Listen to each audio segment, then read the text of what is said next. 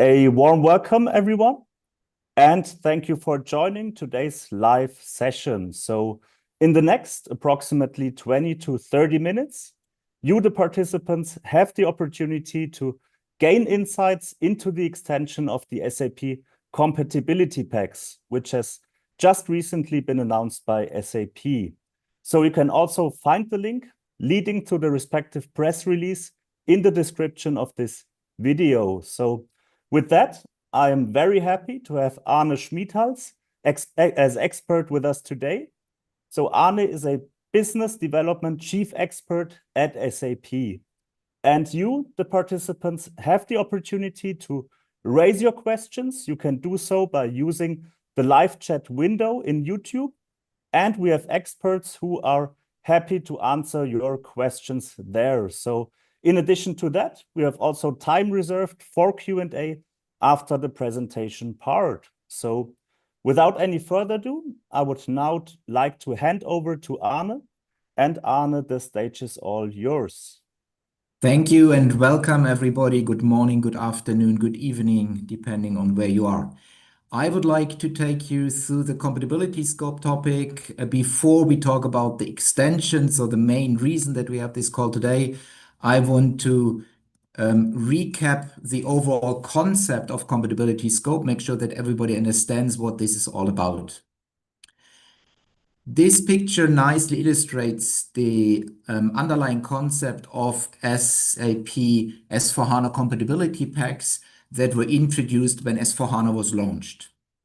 As S/4HANA is a new product, SAP at that time had to make a decision and made a decision how to carry forward the existing functionalities of SAP ECC, SAP ERP, so from the old world to the new world.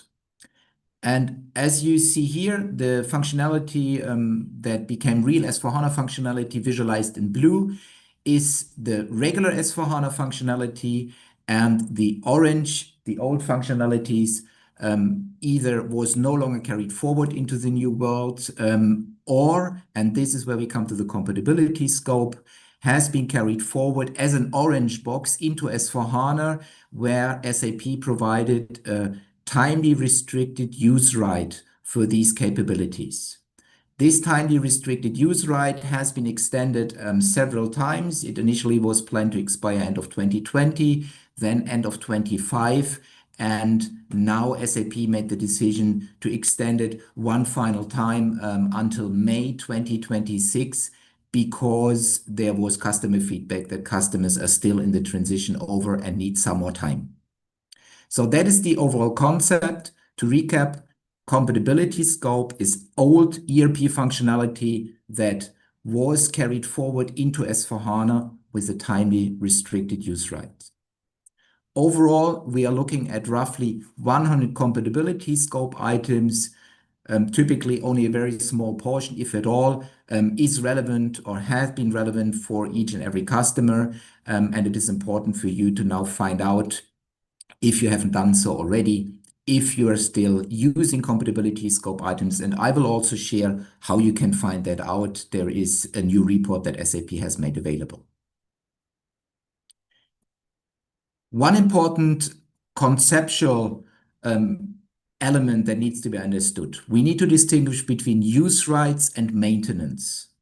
Typically, in the on-premise world, you have a software license contract that gives you perpetual use rights, meaning it does not expire, the use rights continue forever.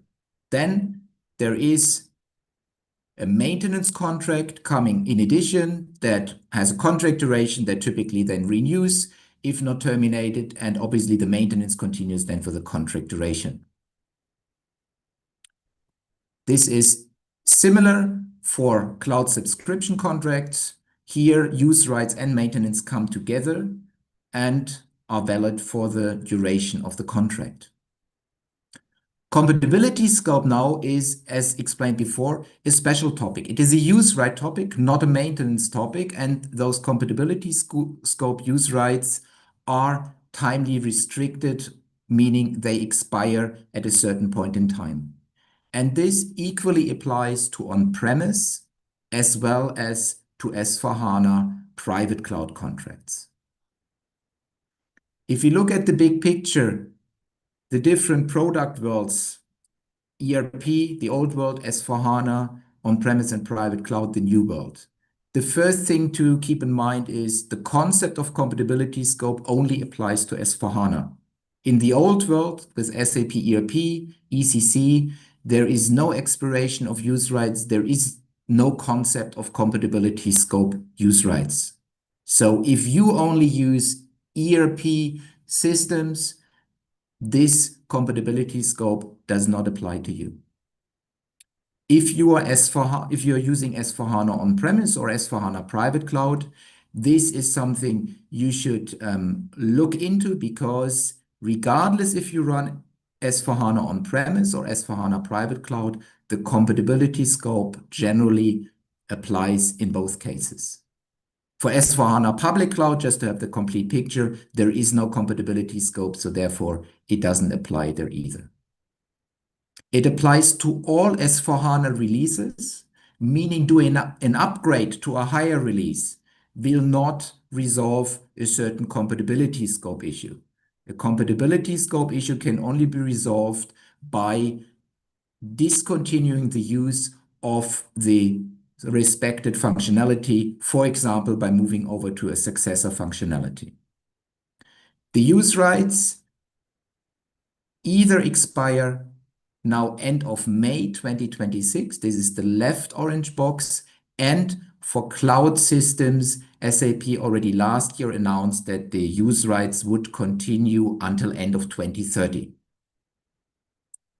So if we look at the different elements, this high-level decision tree might help.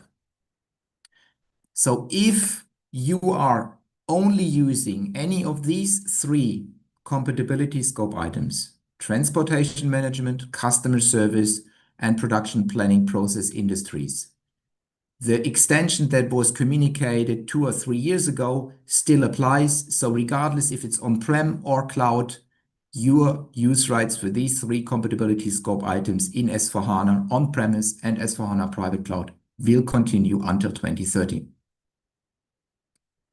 If you are using other compatibility scope items and you're using them in an S/4HANA system that is operated under a cloud subscription contract, so specifically S/4HANA, RISE or SAP Cloud ERP Private, but also the predecessors, Extended Edition, Single Tenant Edition, everything that is a cloud subscription contract, all compatibility scope items continue until end of 2030. If you still have remaining S/4HANA on-premise systems, typically the use rights will expire end of March 2026. This was previously end of December 2025, and now SAP made the decision to add another 5 more months to give customers that are in the process of moving over to a successor functionality the required time. There are some more options for remaining on-premise systems for customers that have started their journey over to the cloud. If this is something that applies to you, I suggest you reach out to your account team or your partner to discuss that in more detail. So what does that mean for you? What are the different steps for you to evaluate if you're impacted and what you can do?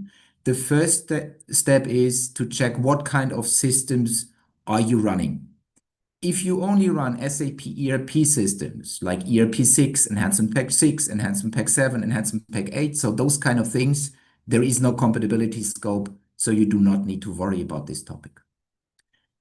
If you're running an SAP S/4HANA system that is operated on a cloud contract, there is nothing to worry about right now, but of course 2030 is still another 4 years or 4.5 years to until this expires, but still it probably is a good idea to look into that sometime soon, but you're not impacted by this end of May deadline. The same applies to SAP S/4HANA finance systems. If they are operated under a cloud contract, also here the usage rights will end only December 2030. So that means if all of your systems are falling in any of these three categories, there is no action or no immediate action required. If you do operate some S/4HANA on-prem system, we recommend that you check the node that is linked here, which contains a new correction instruction providing a simplification item check report update that specifically has been refined to give you the official information on compatibility scopes that you might use. We currently still have a compatibility scope information in the early watch alert information. That is something we are going to retire and point from there to exactly that report so that there is only one single source of truth to find out on the usage of compatibility scope items. If you run this report, you might find out that there is no compatibility scope usage, or you only have Elytra, customer service, process industry. So the three special cases that I mentioned before.